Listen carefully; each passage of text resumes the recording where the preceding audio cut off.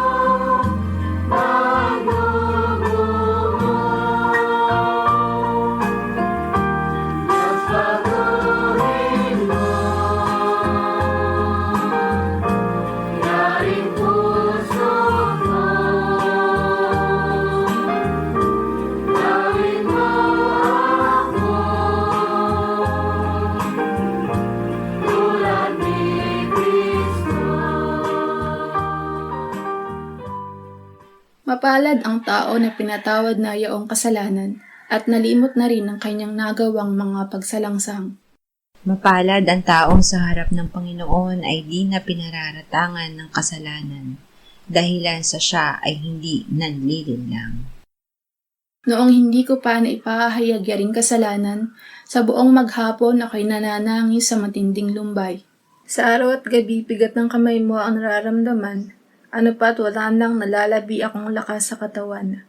Hamog ang kaparis, dagling na tayo sa sikat ng araw. Ako ay lumapit sa iyong harapan at salay inamin. Ang aking nagawang mga pagsalansang di ko inilihim. Pinagpasyahan ko ang lahat ng ito sa iyo'y idaing at aking natamo ang iyong patawad sa sala kong angkin.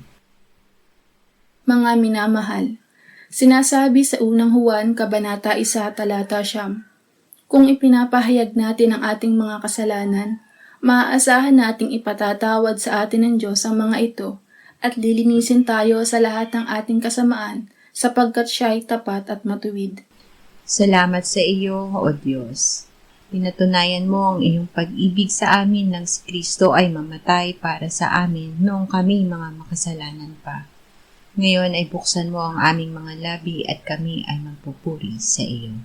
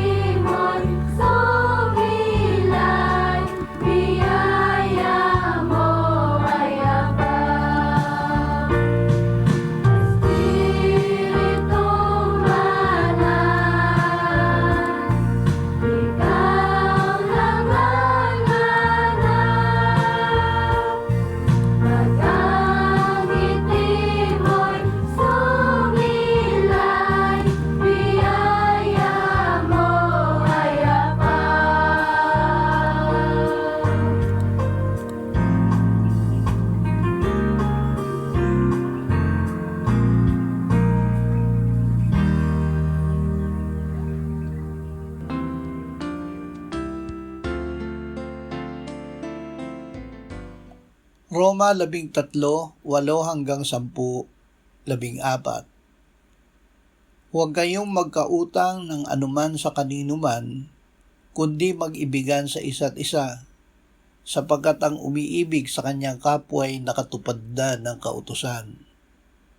Ang mga utos na huwag kang mangangalunya, huwag kang papatay, huwag kang magnanakaw, huwag kang mag-iimbot, at kung mayroon pang ibang utos ay nauuwi sa salitang ito. Ibigin mo ang iyong kapwa na gaya ng iyong sarili. Ang pag-ibig ay hindi gumagawa ng masama sa kanyang kapwa. Ang pag-ibig ang siyang katuparan ng kautusan. Isuot ninyo ang Panginoong Hesukristo at huwag ninyong paglaanan ng laman upang masunod ang mga pagnanasa nito. Mag-ibigan sa isa't isa.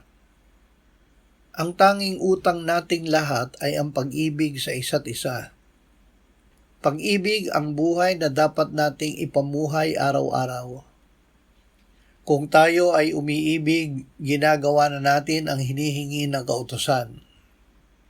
Huwag nating hanapin ang pag-ibig mula sa ating pakiramdam dahil ito ay pagpapasya, hindi ng emosyon kundi ng kalooban na gumawa ng mabuti sa dapat nating ibigin kahit sila ay hindi kaibig-ibig. Ang buhay ni Kristo ay nasa atin dahil siya ay nananahan sa atin. Si Kristo ang nagbibigay sa atin ng kakayahan na umibig ng pag-ibig. Awit 56, 3, 4, 10 at 11. Kapag natatakot ako, aking inilalagak ang tiwala ko sa iyo. Sa Diyos na pinupuri ko ang salita, sa Diyos ay inilagay ko ang aking tiwala. Ang laman sa akin ay ano ang magagawa. Sa Diyos na ang mga salita ay aking pinupuri. Sa Panginoon na ang mga salita ay aking pinupuri. Sa Diyos ay walang takot na nagtitiwala ako. Anong magagawa sa akin ng tao? Ang gawa ng pananampalataya. Ang gawa ng pananampalataya ay pag-ibig. Ang pag-ibig ay pagsunod sa mga utos ng Diyos. Kaya't ito ay gawa bunga ng pagpapasya ng kalooban, hindi udyok ng pakiramdam. Ang takot ay pakiramdam. Ngunit ang paglalagak ng tiwala sa Diyos ay pagpapasya. Ang paghawak sa salita ng Diyos ang nagbibigay ng lakas sa ating kalooban upang hindi tayo maanod ng ating nararamdaman. Ang pagtindig sa katotohanan ng Diyos ang paraan upang magtagumpay laban sa takot o masamang pakiramdam. Ang Espiritu Santo ang nagbibigay sa atin ng kapangyarihan na magawa ito. Unang Juan 5, 1-5. Ang sinumang sumasampalataya na si Jesus ay siyang Kristo ay ipinanganak ng Diyos, at ang bawat umiibig sa magulang ay umiibig din naman sa anak. Dito'y ating nakikilala na iniibig natin ang mga anak ng Diyos kapag iniibig natin ang Diyos at tinutupad natin ang kanyang mga utos. Sapagkat ito ang pag-ibig sa Diyos na ating tuparin ang kanyang mga utos at ang kanyang mga utos ay hindi pabigat. Sapagkat ang sinumang ipinanganak ng Diyos ay dumadaig sa sanlibutan, at ito ang tagumpay na dumadaig sa sanlibutan, ang ating pananampalataya. Sino ang dumadaig sa sanlibutan, kundi ang sumasampalatayang si Jesus ang anak ng Diyos? Ang gawa ng pag-ibig. Ang tunay na pag-ibig sa Diyos ay hindi matatamis na salita, kundi sa kusang loob na pagtupad sa kanyang mga utos. Kapag mahal natin ang Diyos, ang kanyang mga utos ay hindi nagiging pabigat kundi kagalakan. Ang ating pag-ibig sa Diyos ay makikita sa ating pag-ibig sa ating kapwa. Nang tayo ay sumampalataya kay Jesus, tayo ay ipinanganak ng Diyos. Ang bagong buhay na ito, sa tulong ng Espiritu Santo, ang nagbibigay sa atin ng kapangyarihang dumaig sa sanlibutan at sa mga maling pagnanasa nito. Juan 13:33-35. Maliliit na mga anak, makakasama pa ninyo ako ng kaunting panahon. Ako'y inyong hahanapin, at gaya ng sinabi ko sa mga Hudyo ay sinasabi ko sa inyo ngayon, sa pupuntahan ko ay hindi kayo makakapunta. Isang bagong utos ang sa inyo'y ibinibigay ko, na kayo'y magbahalan sa isa't isa. Kung paanong minahal ko kayo, magbahalad din kayo sa isa't isa. Sa pamamagitan nito ay makikilala ng lahat ng mga tao na kayo ay aking mga alagad kung kayo'y may pag-ibig sa isa't isa. Paano mag-iibigan? Ang bagong utos ay hindi lamang tayo magbahalan, kundi magmahalan kung paano tayo minahal ni Jesus. Ito ay pag-ibig na aktibo, mapagpakumbaba, at handang magsakripisyo para sa ikabubuti ng iba. Ang pag-ibig na ito ang tanda ng tunay na alagad ni Jesus. Hindi ito salita lamang, kundi aktibong paggawa ng mabuti sa isa't isa. Gaya ng pag-ibig ng Diyos na lumapit sa atin noong tayo ay kaaway pa, ang pag-ibig na iniutos ni Jesus ay may hangarin na mapagpala ang iba kahit na sila ay mahirap ibigin. Pag-ibig ang pinakamahalaga. Ang tunay na buhay kay Kristo ay buhay sa pag-ibig. Hindi dapat paghiwalayin ang pananampalataya at pag-ibig. Ang tunay na pag-ibig ay nakikita sa masayang pagsunod sa mga utos ng Diyos.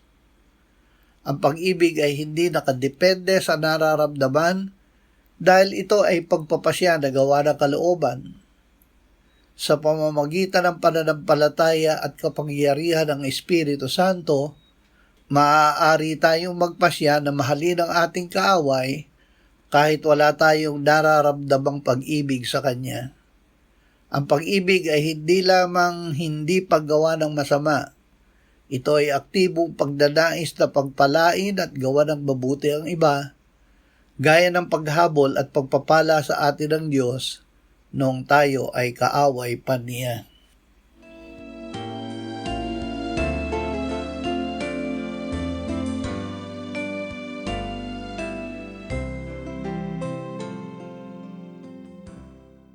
Manalangin tayo. Panginoong Hesus, sinabi mo, malibang kainin ninyo ang laman ng anak ng tao at inumin ang kanyang dugo, kayo ay walang buhay sa inyo. Ang sino mang kumakain ng aking laman at umiinom ng aking dugo ay may buhay na walang hanggan, at akin siyang muling bubuhayin sa huling araw. Sapagkat ang aking laman ay tunay na pagkain, at ang aking dugo ay tunay na inumin. Siya na kumakain ng aking laman at umiinom ng aking dugo ay nananahan sa akin at ako sa kanya. Kung paanong buhay ang Ama na nagsugo sa akin at ako ay nabubuhay sa pamamagitan ng Ama, gayon din siya na kumakain sa akin. Siya man ay mabubuhay sa pamamagitan ko. Panginoong Hesus, aming tagapagligtas, tinatanggap ka namin sa oras na ito bilang aming tinapay ng buhay. Tinatanggap namin ang iyong katawan na ipinako sa krus, namatay, inilibing, pinuhay na muli at iniakyat ng Ama sa kanyang kanan sa langit bilang aming tunay na pagkain. Tinatanggap namin ang iyong dugo na nabuhos sa ikapagpapatawad ng aming kasalanan bilang aming tunay na inumin. Manahan at mabuhay ka sa amin upang kami ay mamuhay sa pamamagitan mo kung paanong ikaw ay namuhay sa pamamagitan ng Ama. Salamat, Ama, sapagkat dahil kay Kristo, kami ngayon ay nakapamumuhay kasama mo kaisa ng Espiritu Santo. Sa iyo ang lahat ng kalwalhatian, ngayon at magpakailanman. Amen.